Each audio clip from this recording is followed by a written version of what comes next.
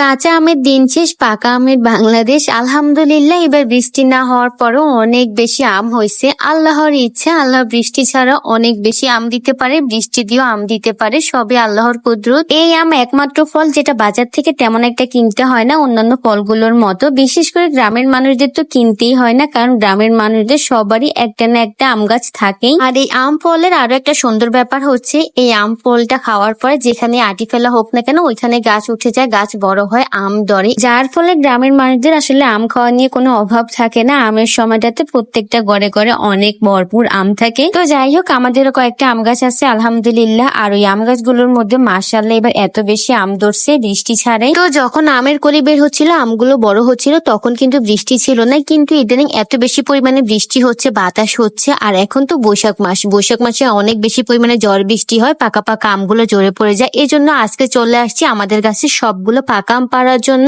আমাদের এই আম গাছটা বিশাল বড়, বলতে গেলে আম গাছটা আকাশ ছুঁয়ে ফেলছে, অনেক বেশি লম্বা। খুদেই দুষ্টুমি করতেছিলাম, কোনো গাছই আকাশ ছুঁতে পারবে না, সেটা যত বড়ই হোক না কেন। তো যাই হোক, সবাই আম পাড়ার জন্য সব রকমের প্রস্তুতি নিতেছে। আর এইদিকে আমার পিচি সঙ্গীটা অনেকগুলো পাকা পাকা আম পুকুর থেকে তুলতেছে, যদিও এখনো আম পাড়া শুরু হয় নাই। এই আমগুলো বাতাসে অনেক আগেই পড়ছিল পুকুরের মধ্যে। আর এই সমস্যাটাই হচ্ছে বড় সমস্যা আমাদের এই আম গাছটা পুকুর পাড়ে, যার ফলে গাছের অর্ধেক আমই পুকুরের মধ্যে পড়ে যায়, যার জন্য এত রকম ব্যবস্থা নিতেছে। এই যে একটা প্লাস্টিকের কাগজ পানির মধ্যে বিছিয়ে দিছে, যেন কিছুটা আম হলো এই কাগজের মধ্যে পড়ে। তবে দুঃখজনক ব্যাপার হচ্ছে আমগুলো প্লাস্টিকের এখানে না পড়ে বাইরে পড়তেছে সবগুলো আম। অল্প কয়েকটা আম ছাড়া বেশিরভাগটাই কিন্তু প্লাস্টিকের বাইরে পুকুরের মধ্যে পড়তেছে। আর এই যে উপরে যে আমগুলো পড়তেছে, ওই আমগুলো একেবারে থেতলিয়ে যাচ্ছে, মানে এখন জলে স্থলে দুই জায়গায় বিপদ। আম পাড়ার জন্য কোনোখানে সুবিধা করতে পারতেছি না। তো যাই হোক, যেই আমগুলো উপরে পড়তেছে ওই আমগুলো নিয়ে বস্তার মধ্যে ভরতেছি। আর তারপর এই যে আমি এখানে বসে পাকা মিষ্টি আম খাচ্ছিলাম। এই আমগুলো মাশাআল্লাহ এত মিষ্টি।